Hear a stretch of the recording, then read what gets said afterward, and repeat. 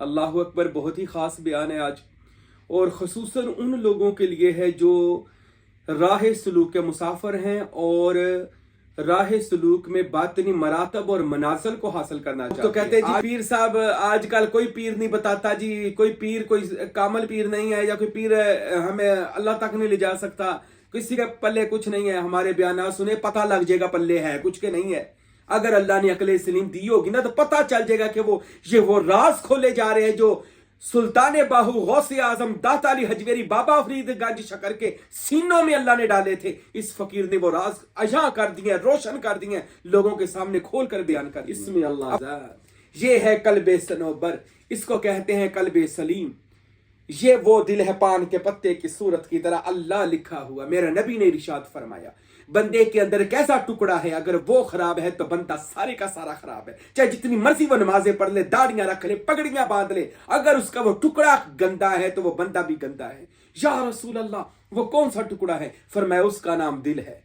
अल्लाह अगर दिल साफ है तो सूरत भी साफ है, सीरत भी साफ है, फिर सब कुछ ठीक है अगर आपका दिल साफ है। ये इसमें अल्लाह ज़ात वाला दिल जो बनते तसव्वुर इसमें अल्लाह ज़ात रोज दिल पर करते हैं और साथ अल्लाह का जिक्र करते हैं, उन बंदों के दिल जो होते हैं वो होते तो इधर है लेकिन उनमें खाना काबा, मदीना शरीफ, आदम से ईसा, ईसा से मोहम्मद मुस्तफ़ा सल्लल्लाहु अलैहि वसल्लम, तमाम के तमाम अंबिया औलिया की ज़ियारत उसको अपने कल्ब में होती हैं।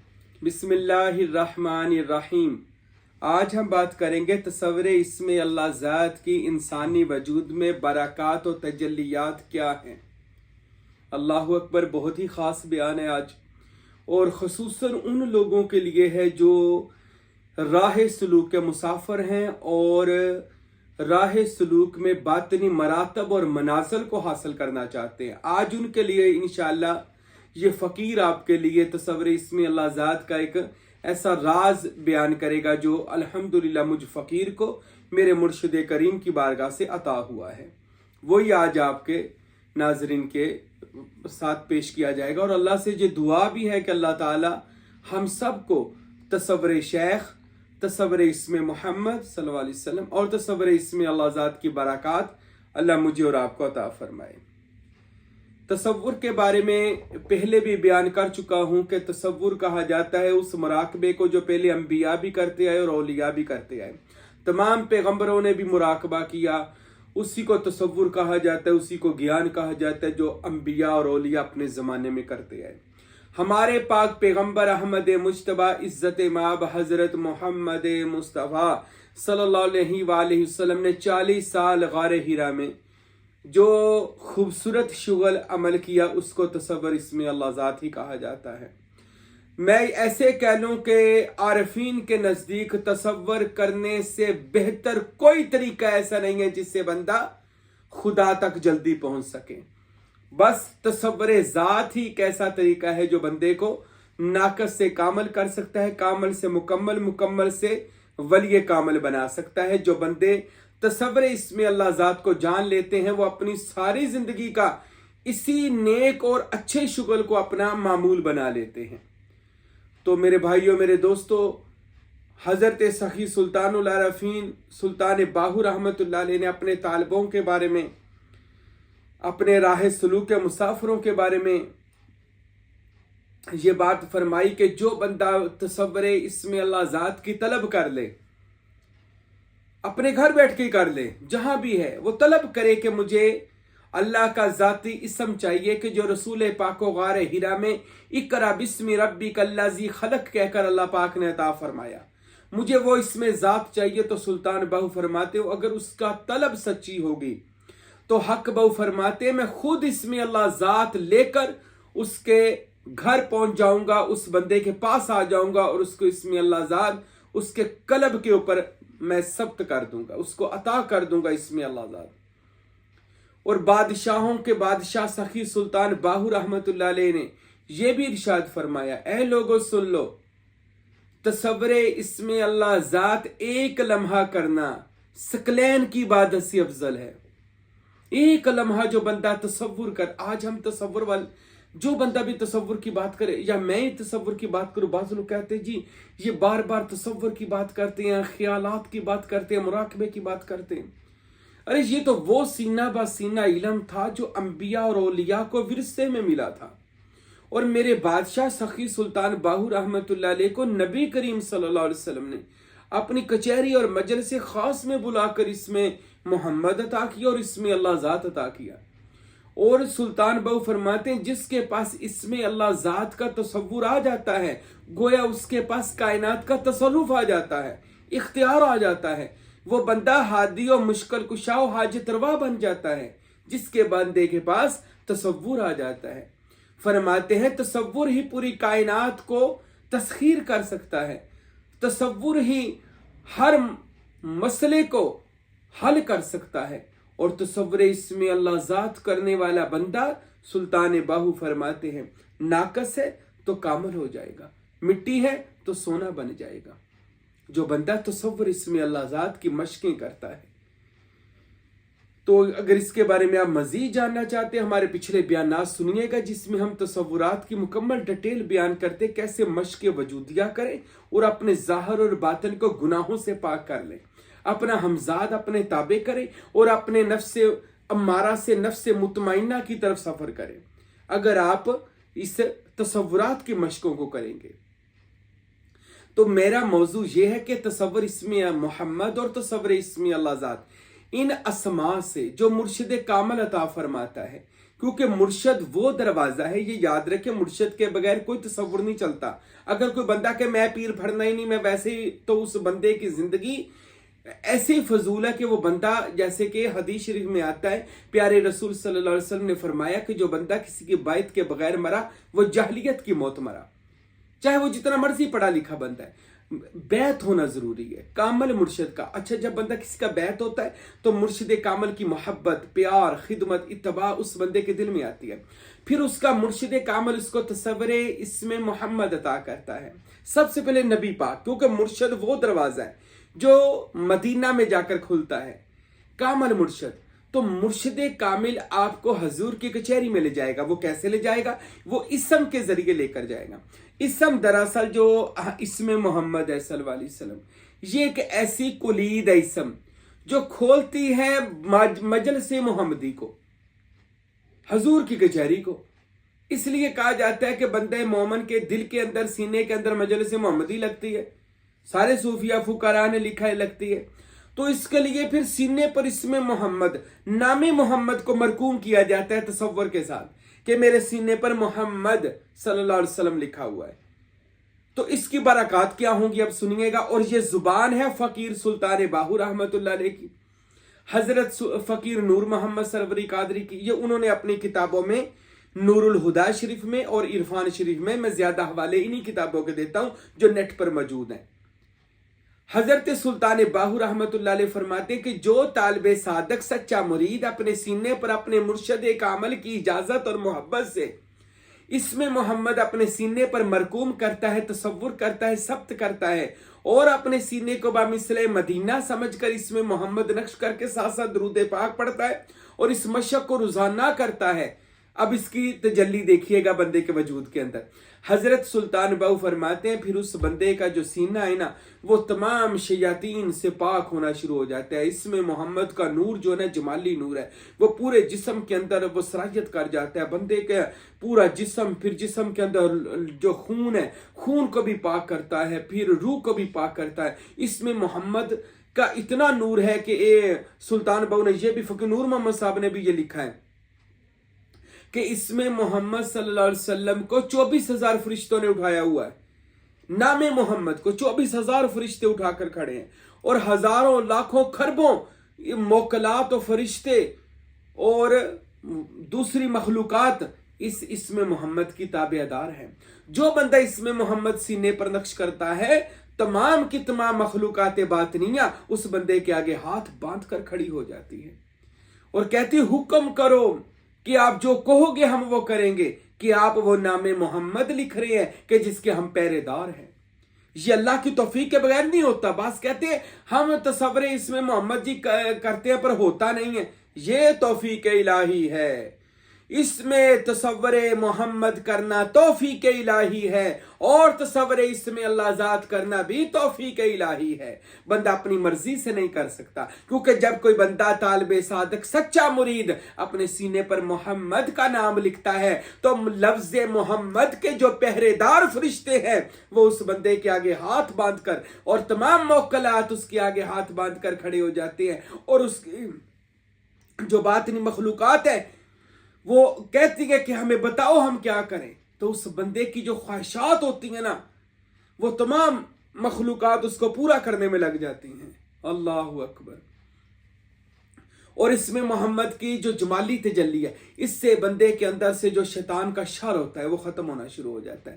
انسان کے اندر جو نفسانی خواہشات ہوتی ہیں، بندے کے اندر جو گناہ ہوتے ہیں وہ معاف ہونا شروع ہو جاتے ہیں، اور بندے کے اندر جو بیماریاں ہیں طالب کے، وہ بیماریاں بھی اس سے ختم ہونا شروع ہو جاتی ہیں، پریشانیاں ختم ہونا شروع ہو جاتی ہیں۔ بندہ کو ایسے لگتا ہے جیسے وہ ہر وقت ہی نبی پاک کی کچہری میں ہے، کیونکہ اس کا باطن ہی تیار کیا جانا شروع کر دیا جاتا ہے۔ اللہ، یہ ایسی خاص باتیں ہیں۔ اللہ، لوگ تو کہتے ہیں جی پیر صاحب آج کل کوئی پیر نہیں بتاتا، جی کوئی پیر، کوئی کامل پیر نہیں ہے، یا کوئی پیر ہمیں اللہ تک نہیں لے جا سکتا، کسی کے پلے کچھ نہیں ہے۔ ہمارے بیانات سنے، پتہ لگ جائے گا پلے ہے کچھ کے نہیں ہے۔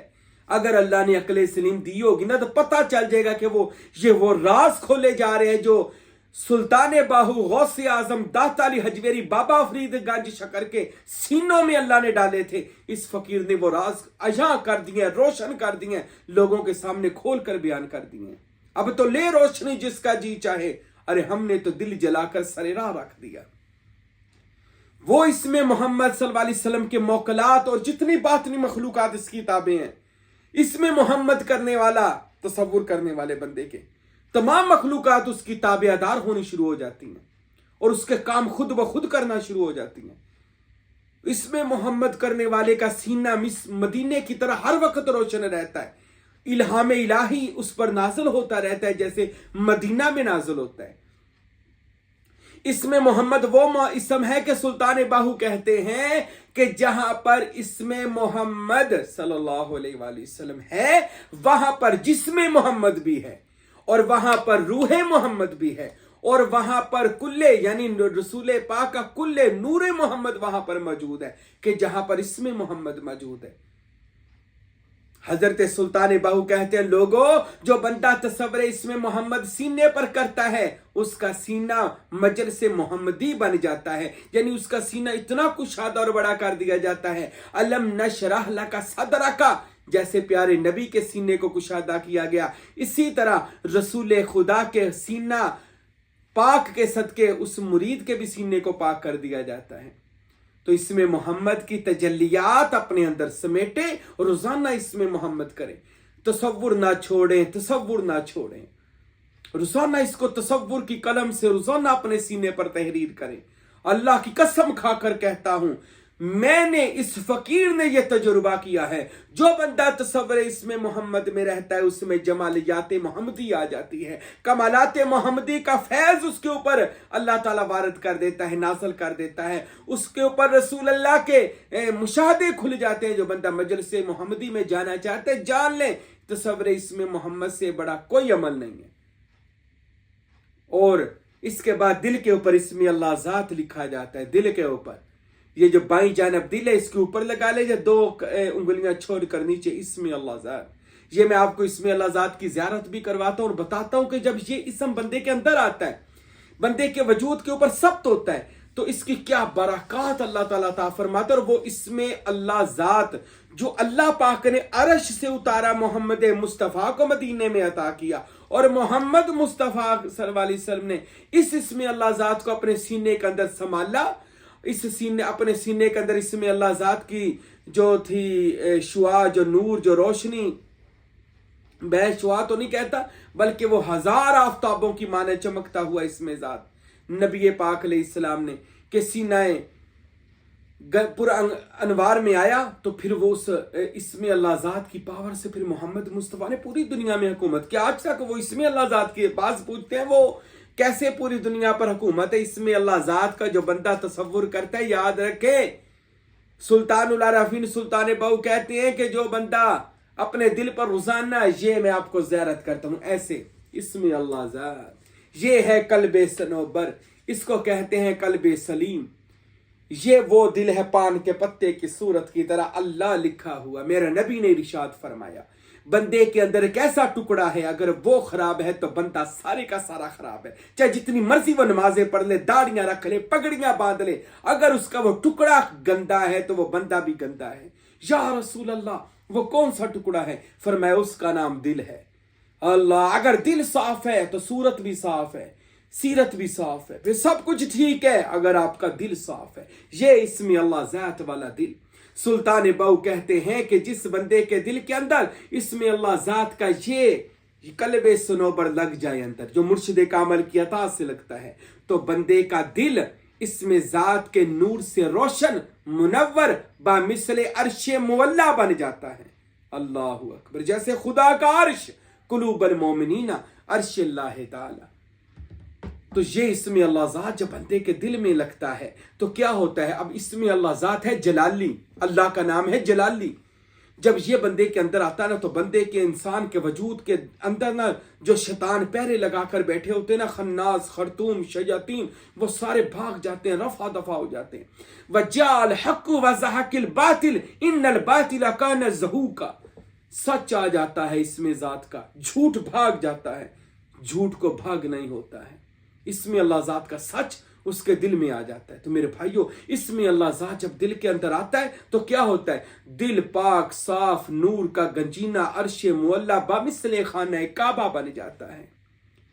اور پھر سلطان بہو کہتے ہیں لوگو، جس بندے کو تصور محمد اور تصور اسم اللہ ذات مل جائے، اللہ اس بندے کے وجود کو لطیف وجود بنا دیتا ہے اور اس کو مقام مطمئنہ میں لے جاتا ہے، اور اس کے وجود کو پاک صاف کر کے نوری حضوری بنا دیا جاتا ہے، اور اس طالب صادق کا جسمہ مقدسن کر دیا جاتا ہے، معطرن کر دیا جاتا ہے، مطہرن کر دیا جاتا ہے۔ جس بندے کو اسم اللہ ذات جس کے وجود کو دے دیا جائے، وجود کی بیماریاں ختم کر دی جاتی ہیں۔